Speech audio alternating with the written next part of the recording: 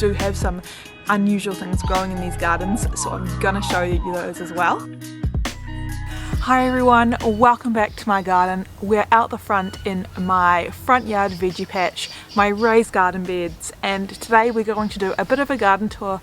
We're going to see what I've got growing at the moment, and also I'm going to touch on something that I get asked quite often, and that is how much did it cost for me to get this garden set up, because it is pretty new. We installed this in October, so it went from a grassy bare front yard to a productive edible garden pretty much overnight. So I'm going to share a little bit of that process, how much that costs.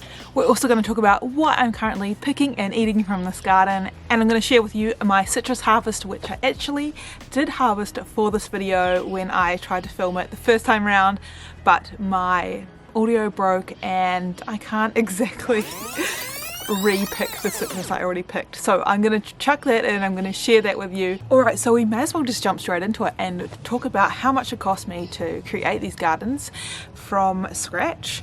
So to start with, a few years ago I did put in the 4 citrus trees that we have out the front, and they were tiny. They were just the cheapest ones you could buy because I was trying to keep that budget down, and they were about $25 each, so that brings the total to $100. So started off with $100 and we popped those in. So I did start off with these 4 citrus trees down here. I have a lime, I have a blood orange, I have a mandarin and a lemonade. And I love growing citrus because I find it a little bit easier, a little bit more low maintenance. So as you can see, I do have plenty of grass growing under here. I do need to take control of that and top up that mulch, but this creeper grass is super hard to get under control. I also have winter bulbs in the soil, so they're going to be popping up soon with some jonquils, some daffodils, and that is just something that I want to do for some cut flowers, some beautiful scents and some flowers for the garden. So that is what I have here on this front fence, and then of course we have my raised garden beds. So I did harvest some of the citrus the other day, and I'm going to show you that because this is pretty much my first proper harvest from these trees. They're 3 years old now.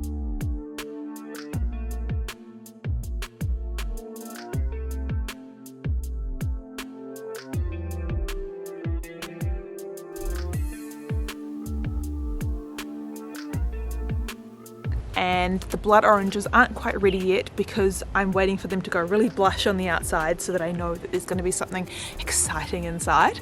But yeah, as you can see down the back there, the lemonade is in full flower at the moment. It smells so good and the bees are loving it, and hopefully that means I'm going to get heaps more lemonades next season. So cutting off those ripe fruit was really important.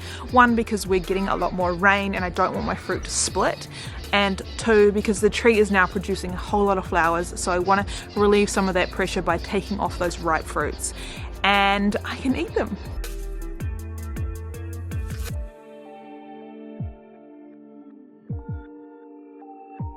And then it took about a couple of years for me to do these raised garden beds because I had all these plans, but we were really just holding off to see what happened with our life. And people are always asking me why haven't I put down wood chips and why I chose to use these garden beds rather than timber frame ones, and that is another great question and comes down to a few different things. 1 is that we have really bad termites here, so they are everywhere in our local area, so you have to be really careful about that. I don't want to add any more extra timber and wood that I don't necessarily have to add. Yeah, then we decided to just build them. So colour 1 fencing is used on nearly every house here in Perth, and so it's very easy to get. It's relatively cheap. These particular ones we got from someone we found on Marketplace who was sort of putting the beds together. They just came as a flat pack, but these would be just as easy to DIY yourself using colour 1 fencing panels, and that is the way that we have been able to get these square boxes in the colour that we wanted. And then they just have some capping on the top so that they're not sharp, and the corner pieces. So they're not very complicated, they're just literally, you know, 4 sheets cut up of the fencing, some capping so they're not sharp, and some corners. And so those cost us $100 each, and we got 4 of them, so it was a total of $400. So that means that our grand total so far is $500. Next up, we needed to get some soil. So obviously these are going to take quite a lot of soil, and they're about 1 cubic meter per garden bed. So we needed to get a total of 4 cubic meters of soil, and obviously if we're going to be buying that, it's best to do it in bulk. And so we did get a trailer load of soil, and I went with the similar one that I got previously because our soils here are super sandy, so I wanted it to be really rich in compost, and I got sheep manure as well. Looking back now, it's something that I wish I had thought about was better drainage, so I wish I'd mixed some sandy sort of material in here as well, but for now that's fine, it's what we're working with. So we got a trailer load of soil, and it came to a cost of $500. It was 6 cubic meters, so it was a lot more than we needed. We needed 4 cubic meters, so that was good because it gave me extra soil to top up my pallet planters, put in the back gardens, and just feed all of my gardens with that extra soil, because it does break down over time, especially in those pallet planters. The soil level drops every year, so it was good to top those up. So for these garden beds here, I only needed about $350 worth of soil for these 4 garden beds, and then the rest went on the back gardens.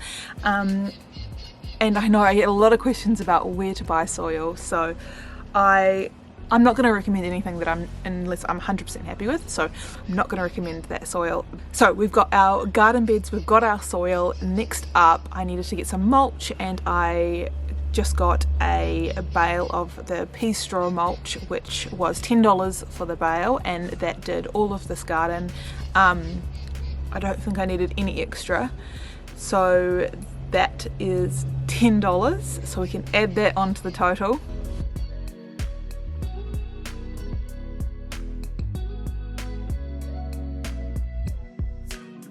Alright, so once we got the garden beds done, we could plant in any veggies.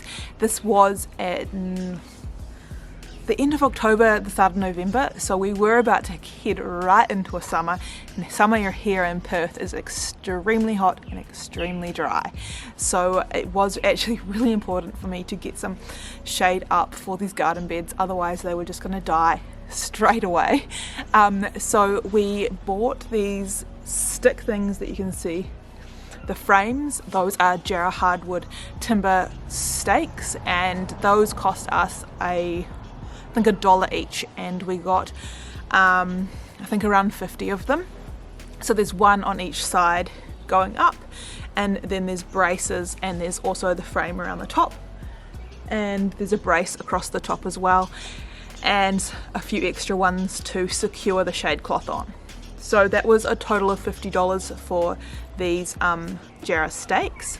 So then the shade cloth we got secondhand on Marketplace, and that was $30 for a whole bunch of weird shapes. So we cut those up, and we made a top, and we made 3 sides. So because of the way the sun comes across here in the summer, we only needed to do the top and the back parts of them, and the front was fine because the sun sort of tracks around the back of our house, and they have got clips on them, so I could remove them and pop them up. And now that it's winter, we don't need any more of the shade cloths, so they are up. They're on the roof just sitting there because it's not that easy to take them off and put them back on for summer, so they're fine up there. They're not really restricting any of the light because the sun is coming in from an angle always in winter. It's not very often that the sun is straight above. So that brings our grand total to, what is it, $940 for this garden. And then I'm going to throw in an extra $10 for screws and other random things. The plants all planted from seed, so I've got a hose really nearby. It's a retractable hose, so it's super quick to pull out. It would be obviously really good to have some automatic watering over summer, so that is something that I might install My office also has a view of the gardens, so I can look out the window and see my gardens, so that brings me so much joy. And the fact that I can literally walk 3 steps out of my front door and be picking dinner. My food miles have been reduced, and I do have some unusual things growing in these gardens, so I'm gonna show you those as well.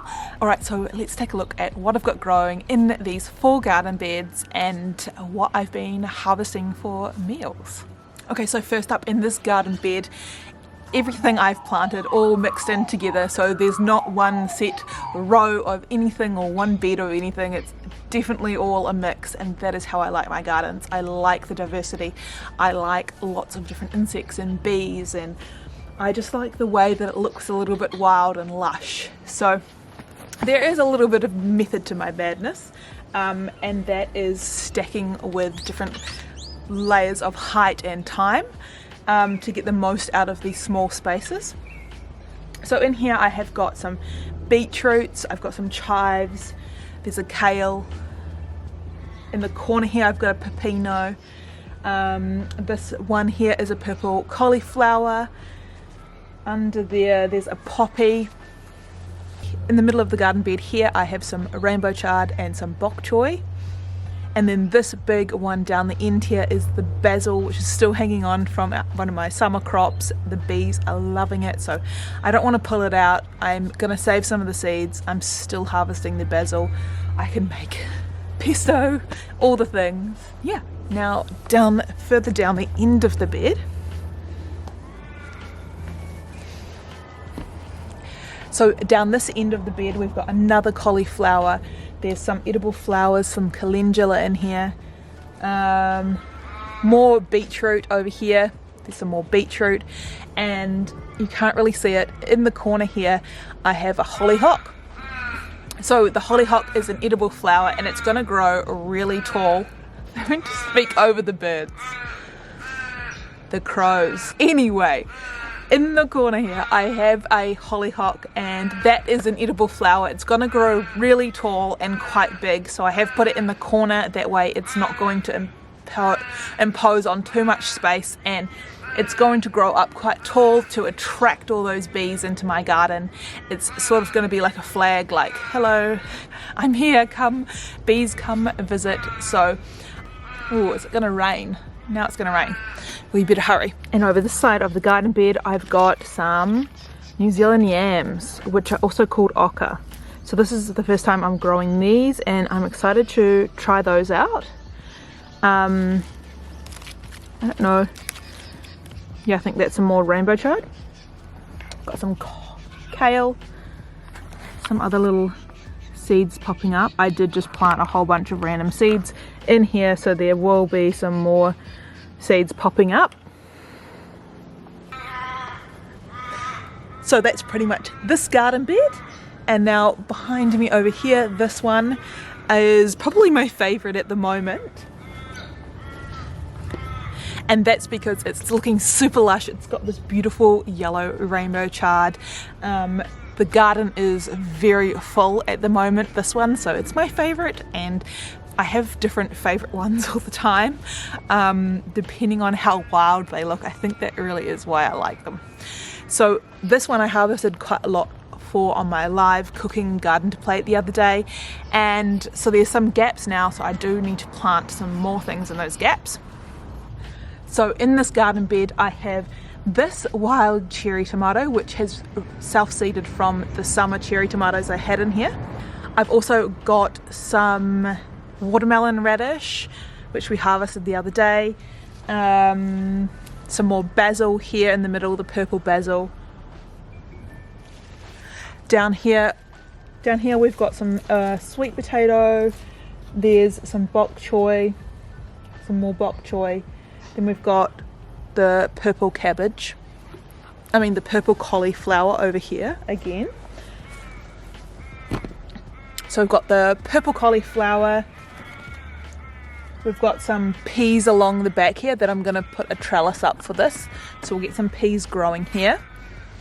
Yeah, there is some gaps in this one now, so I can start putting a few extra things in here. There are little miniature snails, so if you see holes in my veggies, they're tiny, tiny snails.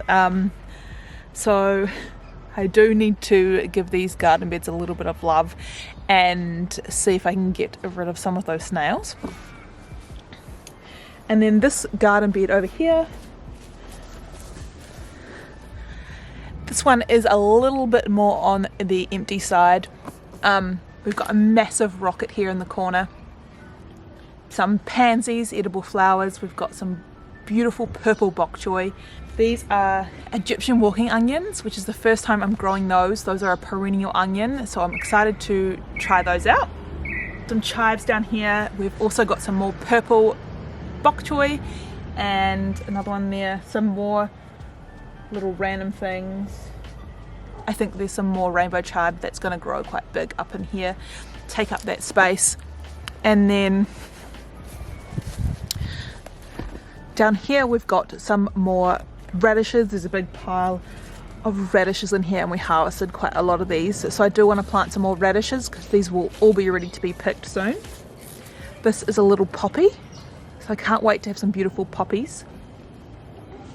And then down here I do have this is a capsicum that's sort of dying off. It does not like the cold weather we've been having, and in its place I've already planted some beans, so these beans are already up and going to start climbing. I'm going to try and get them to climb up some of these structures here.